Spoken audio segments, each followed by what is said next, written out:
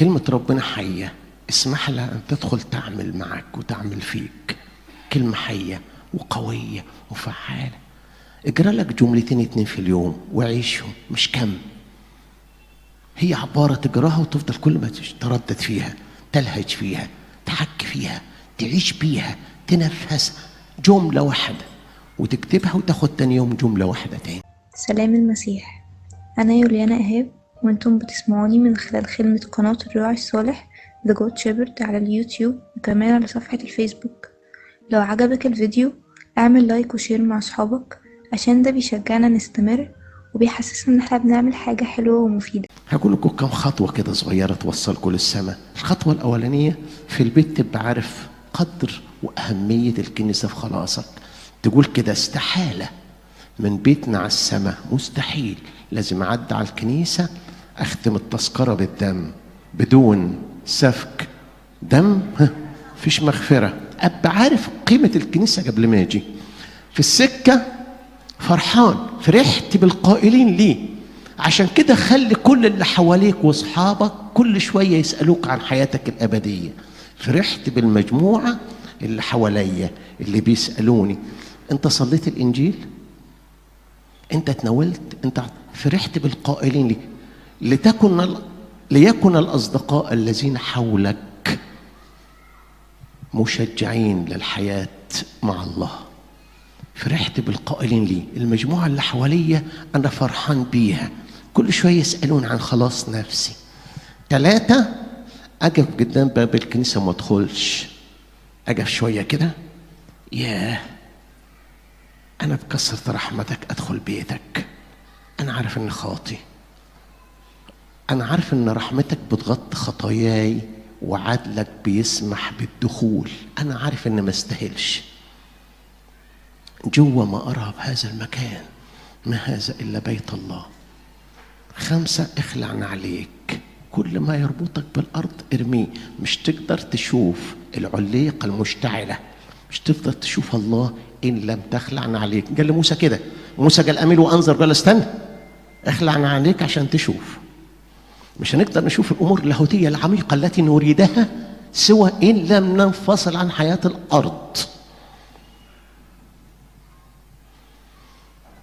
بعد كده اختفي في الكنيسة. اوعى حد يشوفك، اوعى حد يشوف. عندما نختفي عن أعين الناس ترانا أعين الله. مطلوب منك ثانية كده تروح مفتح عينيك وباصص كده على اللي حواليك، تقول يا نشكر الله كل الموجودين قديسين. عندما نصنف اخواتنا انهم قديسين نكون حطينا رجلنا في السماء. هذه الخطوات التي تتبع عشان نعيش في السماء. عندما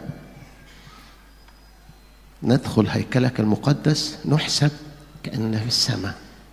هو الآية دي اللي تحافظ على القداسة. حياة كنسية، حياة إنجيلية. الإنجيل مفتوح على طول كده. الإنجيل في البيت مفتوح على طول.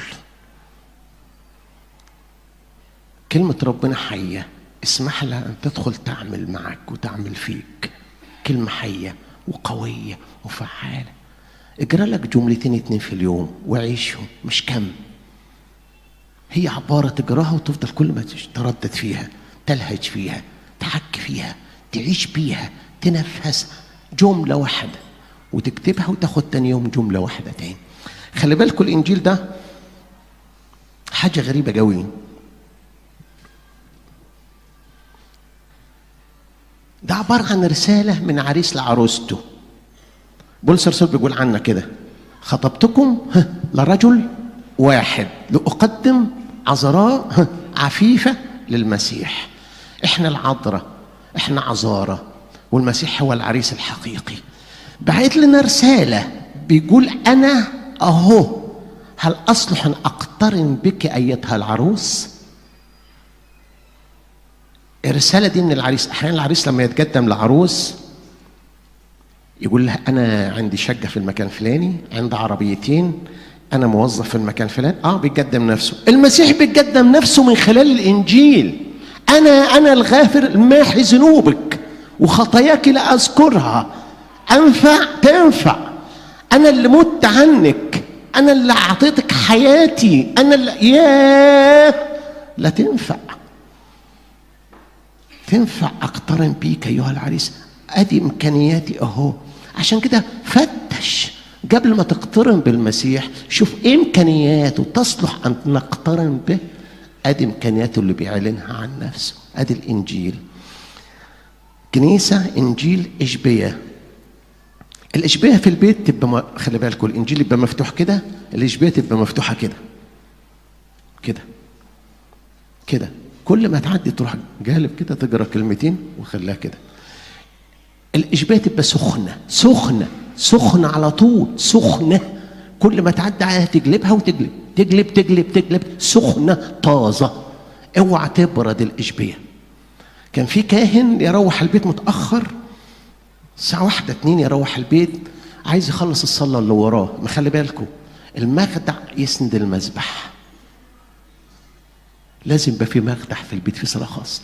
الكاهن كان يروح عادل الإشبية كده وحاطط على السرير وابتدى كده ينعس، يقوم يقرا كلمتين وينعس ويبص كده يلاقي الدنيا كلها منورة. ايه ده؟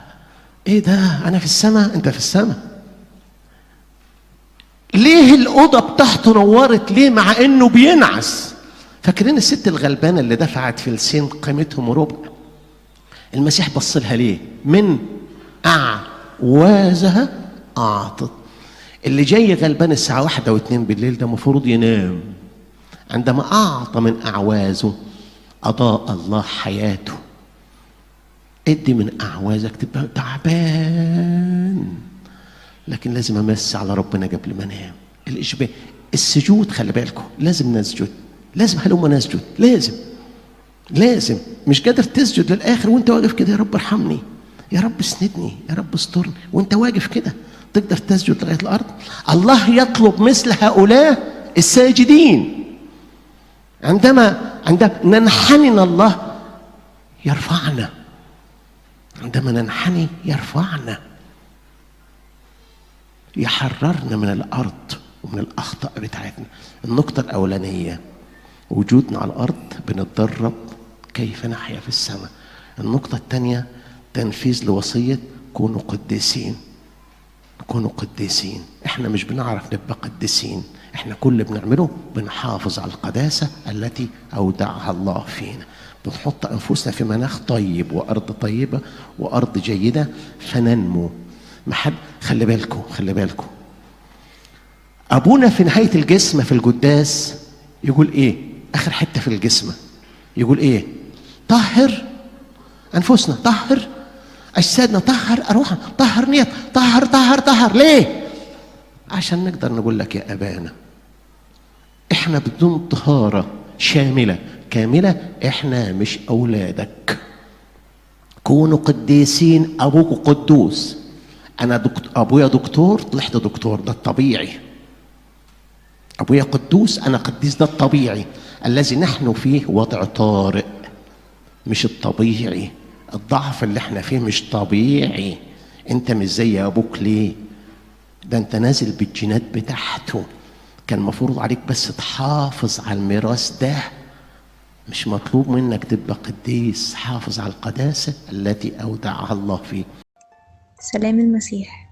أنا يوليانا إيهاب، وأنتم بتسمعوني من خلال خدمة قناة الراعي الصالح The Good Shepherd على اليوتيوب وكمان على صفحة الفيسبوك.